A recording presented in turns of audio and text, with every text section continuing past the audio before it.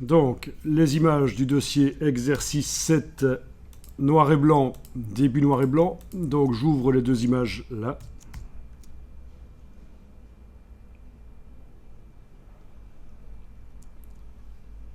Shift Tab.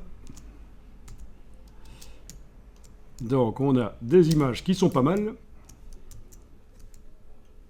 Mais il y a des petits problèmes de dynamique, de plage dynamique, mais vraiment petits dans ces images-là. Parfois, c'est beaucoup plus important que ça, les problèmes qu'on a. Donc, les problèmes, c'est quoi pour cette image-ci, par exemple, c'est que les parties les plus claires ne sont pas réellement blanches. Si vous voyez, les parties les plus claires, c'est du gris clair, en fait. Les parties les plus sombres, oui, elles sont bien noires. Dans cette image-là, ça va. Alors pour l'autre photo, c'est un peu l'inverse. On dirait que les parties claires sont quand même assez bien claires. Par contre, les parties les plus sombres sont du gris foncé. Donc les informations de l'image n'utilisent pas toutes les possibilités de la gamme du noir au blanc. Alors que ça devrait. Oui, parce qu'il y a certaines images, parfois quand on photographie des paysages de neige ou des choses comme ça, on n'a parfois aucune partie vraiment très sombre dans la photo.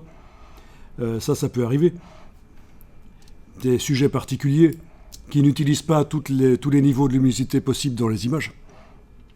Donc ici, on va travailler sur la redéfinition des histogrammes. On va commencer par cette image-ci, par exemple. Alors voilà, vous allez dans le menu Images, Réglages, Niveau. Images, Réglages, Niveau. Alors ça, c'est assez amusant. On voit un histogramme, cette forme, cette courbe. Il indique les différentes quantités de pixels qui existent dans cette image. Pour chacun des niveaux de gris qu'on voit là en bas.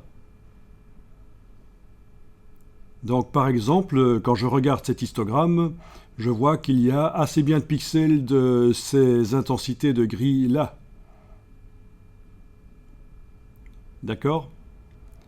Et alors bizarrement, il y a beaucoup de pixels très blancs. Mais entre le très blanc et le clair, le gris clair, très très peu de pixels dans cette image qui ont ces intensités-là. Bon. Ça, c'est donc ce qu'on appelle un histogramme. On va cliquer sur Annuler. Et on va voir ce qui se passe si on recadre la photo, parce que vous avez peut-être remarqué qu'on a un bord blanc sur tout le bord de la photo, et il a l'air d'être, lui, bien blanc. Beaucoup plus blanc que le blanc le plus blanc de la photo, qui, lui, est gris clair. Donc vous avez compris ce qui va se passer, sans doute. Allons-y, essayons. Outils de recadrage.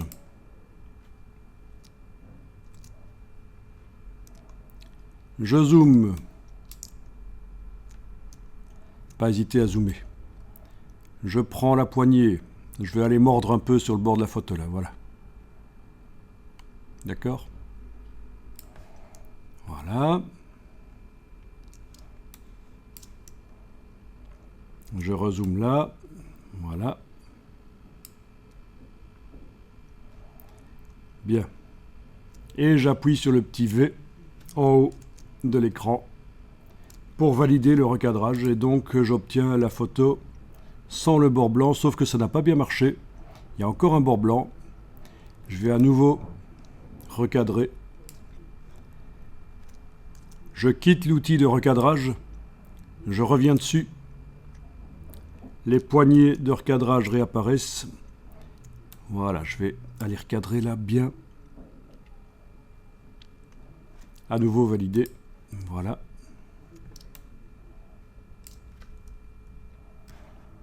Bon, mais on peut déjà enregistrer l'image recadrée comme ça. Au format Photoshop.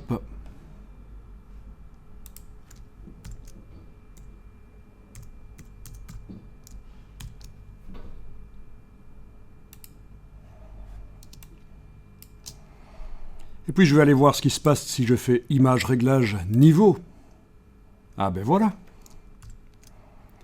La grande quantité de pixels blancs qui existait tout à l'heure a disparu parce qu'en fait c'était juste les pixels blancs du cadre.